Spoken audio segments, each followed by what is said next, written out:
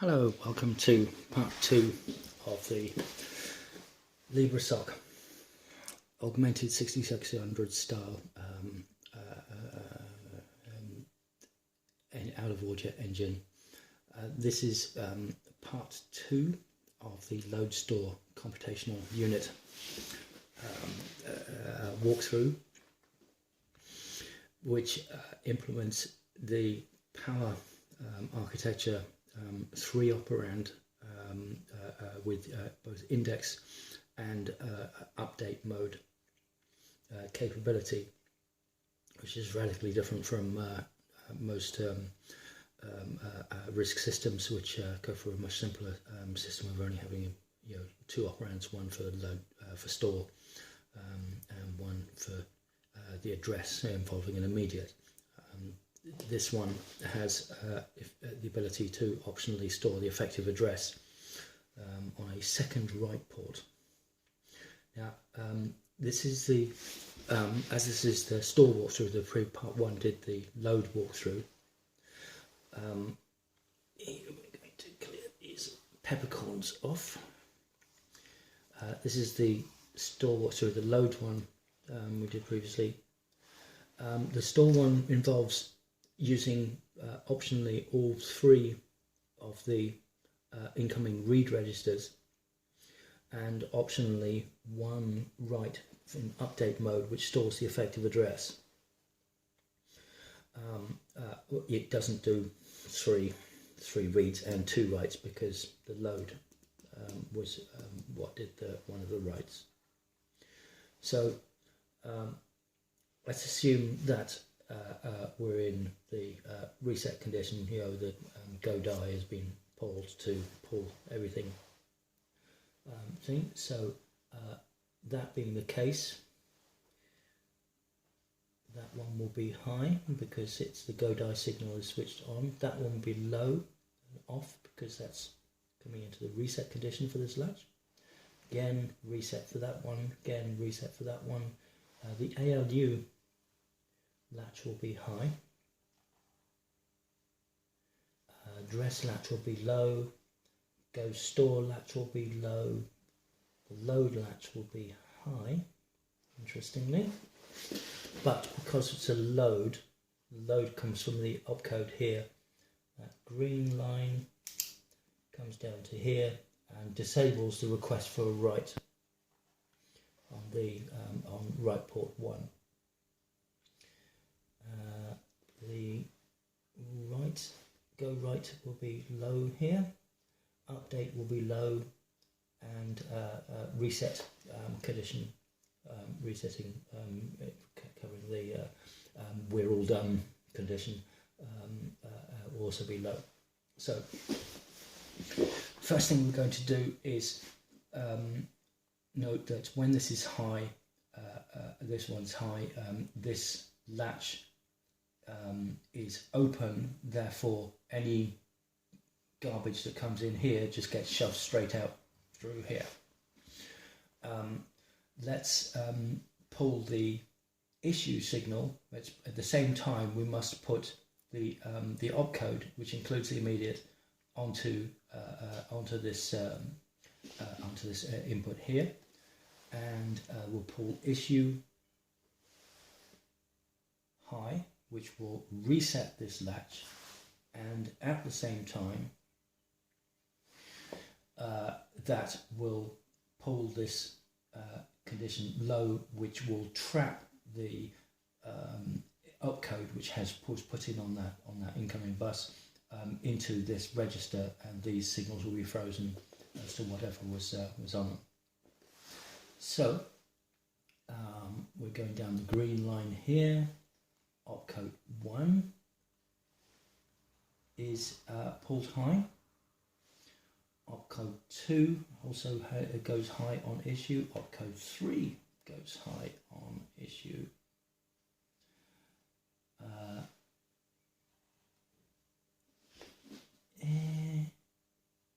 ALU gets pulled high, but it already was. Load gets pulled high, but it already was. Write gets pulled high, and reset are all done condition was also it was pulled high, but it already was. So at this point we're not doing anything. None of this stuff is all the stuff's disabled. Let's just double check that. The go right, we are doing a store. So it's incoming here to memory, and this will just get on with it when go store is done. Right. So there's no output from the writing thing. Right. So this latch stays high, and we don't care what it does. However, that is high, which that's high, therefore this is low, which disables the request write for which is normally only for load, right? Because it's if you load the data from a thing, you want to write it into a register. It's kind of weird. Load does write and store does nothing as far as writing to register file is concerned. So that we're happy with. That this request for a write on port 1 on the register file does not occur. It also was disabled from the fact that that load line from the opcode was also low, so this is definitely not going to occur. All right. This latch, this is update latch is not set at the moment, so there is not going to be a request for a write to on the second port going out either. So this is also low. Was this reset condition, everything done condition is still low, so it doesn't end. We don't end up with a reset of the whole thing coming in. Right. Good. Okay. So and store is actually changed this from where it was previously, included a reset thing, so that when there's a reset condition, the store latch goes low. We've also I changed it so that it can only go high when an address comes in and when you have a store thing, because on previously we noted that this was previously just enabled when the address from a load went high, such that when there was a store, this was still high and this would still go valid, and it would start requesting a store, which would be bad. So coming back to here, let's do the operand 3 first of all. Now note that there's no actual connection between operand 3 and operand 1 and 2, and that's good, because operand 1 and 2 or two options, either the opcode or the immediate and operand 1 are involved in calculating the effective address, whereas operand 3 is for what needs to be stored.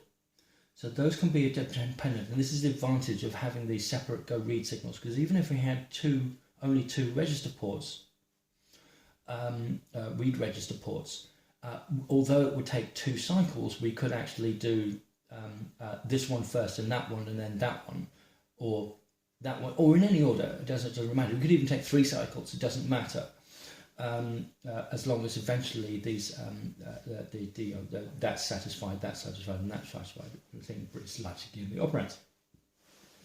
So let's say that let's look at the request read 3 condition, which comes from this AND gate. So store is enabled, okay, all right, from the immediate. So that condition is high on this AND gate. The busy signal has been raised because this latch has been deasserted, therefore Q dashed is true. And this latch is in the asserted condition, therefore Q is high. So this is high, therefore request read 3 is asserted high. and consequently through the priority picker, there's a priority picker arbitrating the access to port 3 of the register file, which is arbitrating for multiple computational units, load store computational units, and anything else that requires a third port. And so at some point in the future, the request read will be noted, and a priority picker will give us an assertion on the go read line, indicating that the arbitration has been successful for this port 3 on the register file, and it indicates that operand 3 on the bus managed by go read 3 is valid, and consequently the operand 3 will be coming in on this on the global bus into this for register port 3 will coming into here, right? So go read 3 is asserted, which resets this latch. On a reset of that latch, this goes low, and whatever was coming in on this input is now latched permanently and will be sent permanently into this register and will be sent out here. So we're all hunky-dory on that one. Now let's cover the effective address computation, which goes into the address side of the load store port. I have two options. One is where the immediate is okay and one where it is not. And we covered this in the load thing, but we'll do it again here. Right, so let's say that we've got an immediate. The immediate from the opcode was already latched in when the issue was raised here. So the immediate is valid. Immediate is okay, and this is a mux. Okay, so this is the not condition 1, so opcode 2 is ignored when immediate okay is set. However, the immediate goes through and gets ORed into the output going into the second port of the address, effective address adder computation.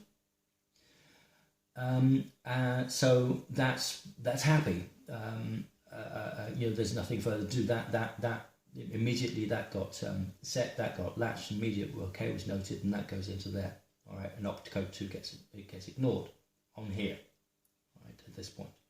However, note also that, again, as I mentioned in the load one, immediate OK comes in here and is negated here. Now it was set here because we're doing immediate mode, therefore this is false.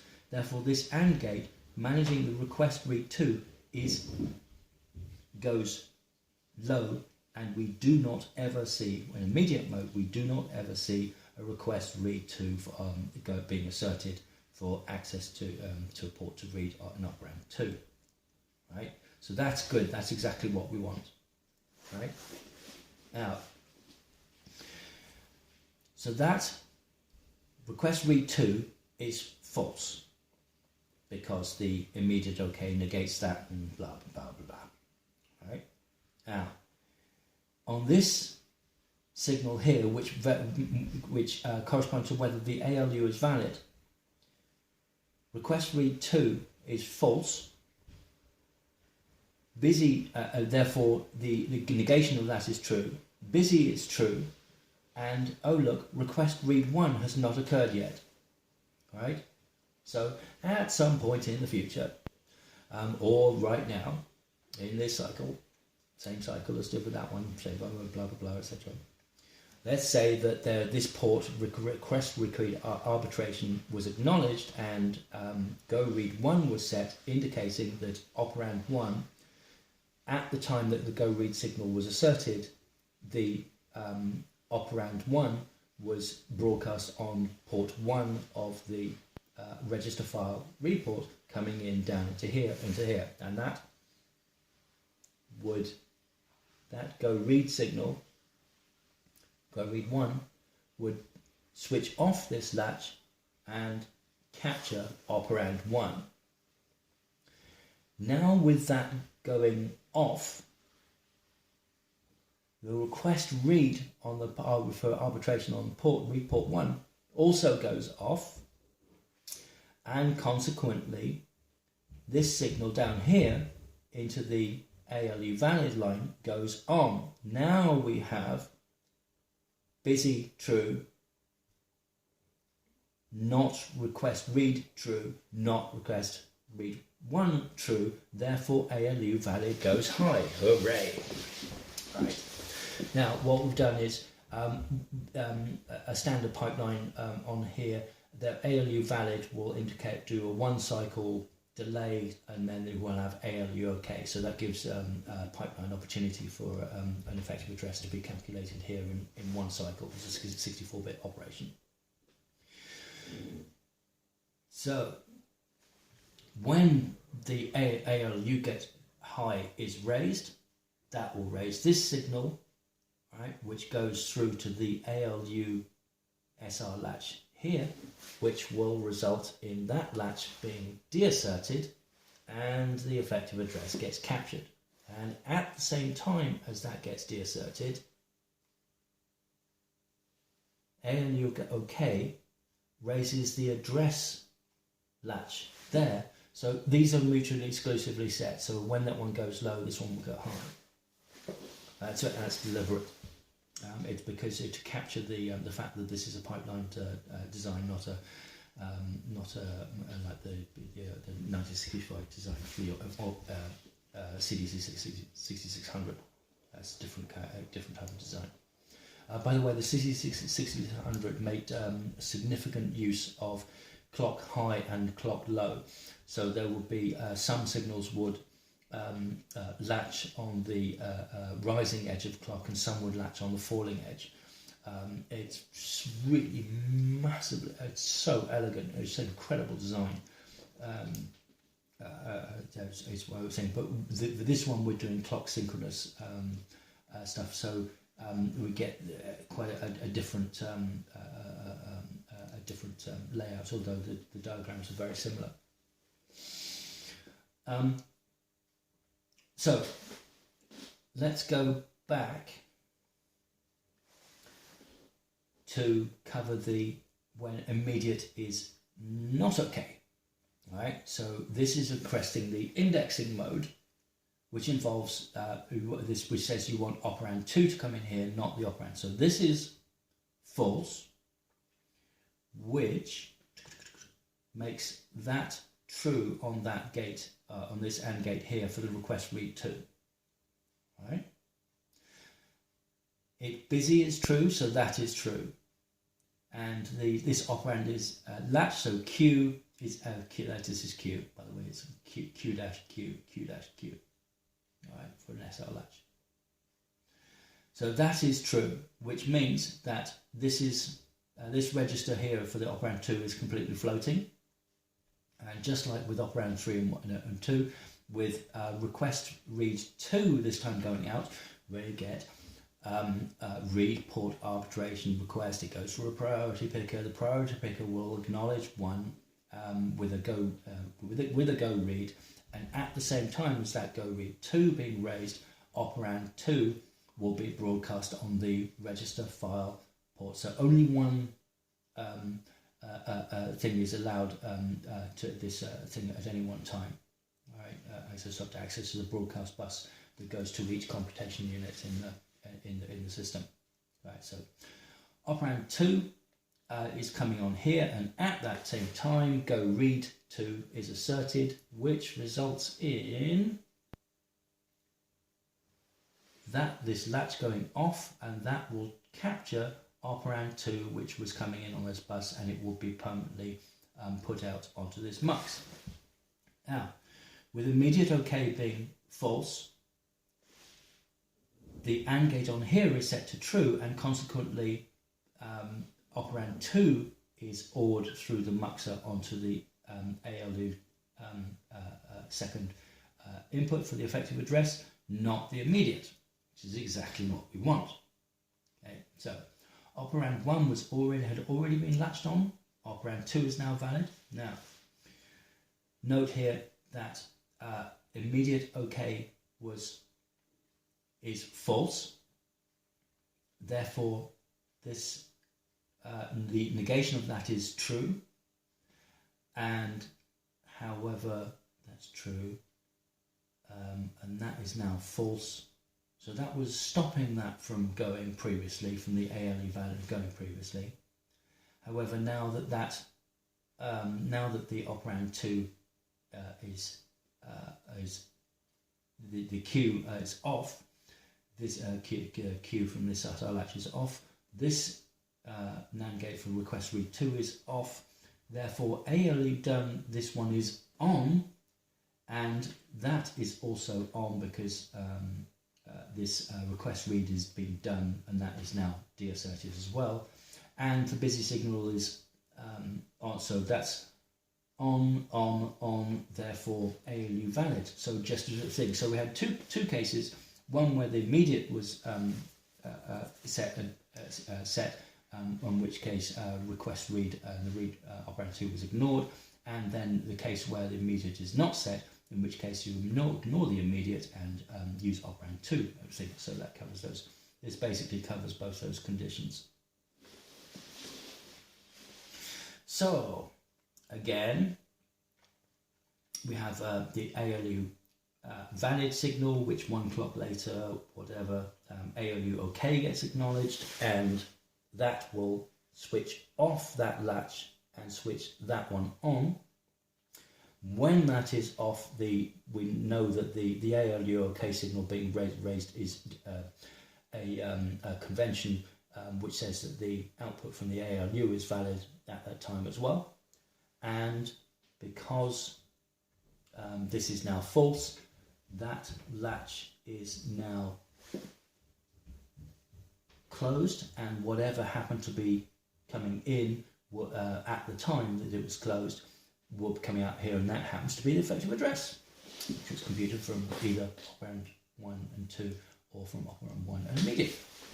So now note here that it says ALU valid, goes into there, but it also goes into here, this read done condition. Now this is important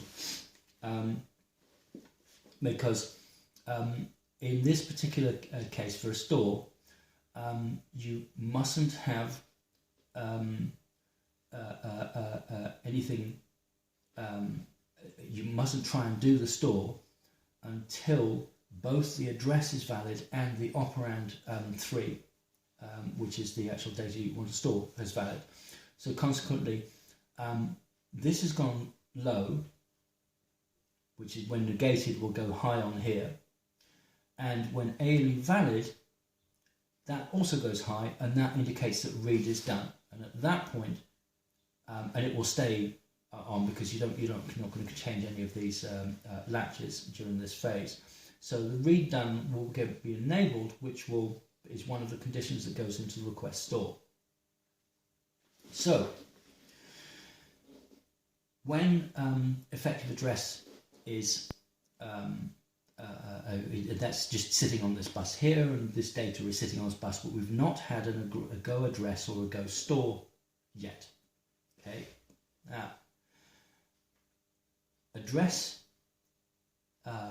latch has been raised because the ALU indicated that it was ready, and at that point we have a request address going out. Now strictly speaking, that is probably just going to be a connection directly to there, but I wanted an opportunity to be able to decide to pause address the actual requesting for address in case there's any resource contention involved here in the load store points, or if we wanted to delay things at all, to merge multiple requests to hit the level 0 cache buffer simultaneously, to give opportunities to merge misalignments, etc., etc.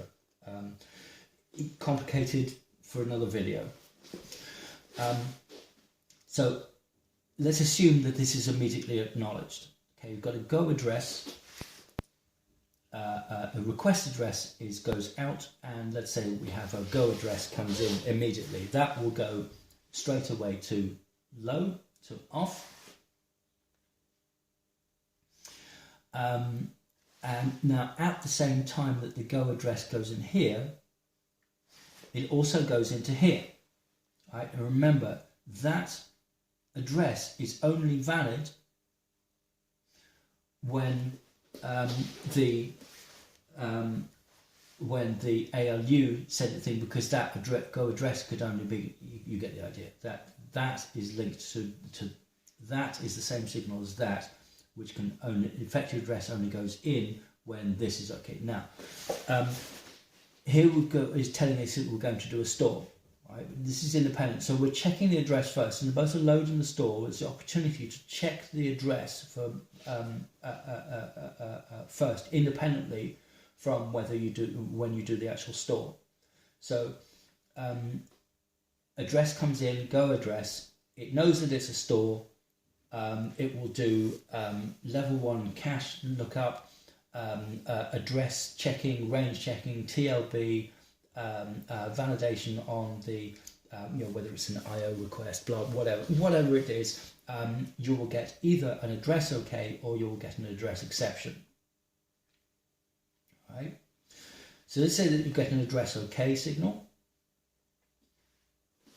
Right. Address OK, and it goes through this, which comes through this AND gate, which I added in just at the start of this video, which only enables this gate if this is a store operation, this SR latch, if this is a store operation. Okay, but it also enables the reset condition. The thing, address OK can also go on load as well. So, but we covered that in the load video. So that address OK, we've now enabled these two. Load again, we're ignoring that one because the load is only and writing is only enabled when load is a thing. All right. So, ALU OK also enables update. And the reason why that's done independently of the go store thing is because when this effective address is ready, this might take several cycles, but this the address is already available, so we want to be able to write it to the write port. So if update, the blue line, if update was true, and all of these other conditions are true, which busy, this is true, the latch queue is true, shadow n, also true, it's in update mode, so 1, 2, 3, 4 inputs there, so shadow n, update mode, update queue, latch and busy are all true, we request a write. When that write occurs, it will take this this effective address will be permitted to be put onto the broadcast bus going to port 2 of the register file, and out will go the update, and then the go write will come in and clear that latch, and request write will drop low again. Hurrah! So we are doing a store mode. So where you've got this NOT gate coming into here, that's true, therefore that's false, therefore that request write is off, but and this into this OR gate here is false, but note that it's connected to the store load of the opcode, so that goes true. So the update occurred, therefore that's request write 2 is false, therefore that inversion of that comes to true. All right. Store hasn't happened yet. We've got this latch is set to true. We are still requesting a store. Let's check this gate here. Right. We have a busy. We have the queue SR latch from message store latch. Queue is set to true. The store is from the operand is true. Read has been done, which is true, and the shadow n is, we'll assume it's also true. Now, note again, I mentioned this in the other video, shadow N is responsible for stopping any possible damage, anything that committed that is irreversible, writing to register file, memory, anything. So it permanently prevents and prohibits the writing out to any resources. So in this case, it stops the store, which would damage memory if it happened and wasn't rollbackable. Which we're just not going to do that in this system. It's far too complex for a processor, the first processor to roll back transactional commits and stuff. Request write is also write 1 is also prevented by shadow, and request write 2. So each of those 3 operations are prevented and prohibited simply by shadow N being low. So when that goes high, all of these conditions are happy to be satisfied. Read done, it's busy, this store latch is true, it's a store operation, therefore we can request the store. Again, this could just be cycled directly back to that, but we decided again that we wanted to the opportunity to be able to control it a little bit more. And when request store is high, go store at may immediately or at some point in the future be raised, which will result in the store operation going in. Remember that this store was only possible because reading was acknowledged completely as being done. So store happens, ta-da, and that resets that latch, which disables that output, which disables request store. This AND gate is now false, and consequently the final condition for the done, that this request store is false, therefore the negation that is true, and all of these conditions on here are true, therefore we get a reset, and boomf, and we go back to the start.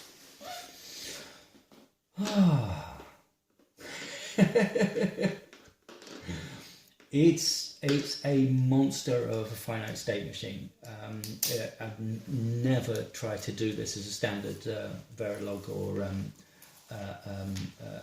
Namigen, which we're using, does actually have a finite state machine capability. It's got a convenience class, but there's no way I'd use it because you've got nested complex interaction. There's been 14 rewrites or 15 rewrites of this diagram to get it right. Where the original one, it's tiny. For the 6600, it's like about this big. It's the fact that we've got this multi-signals coming in where the original 6600 and most out-of-order systems only have one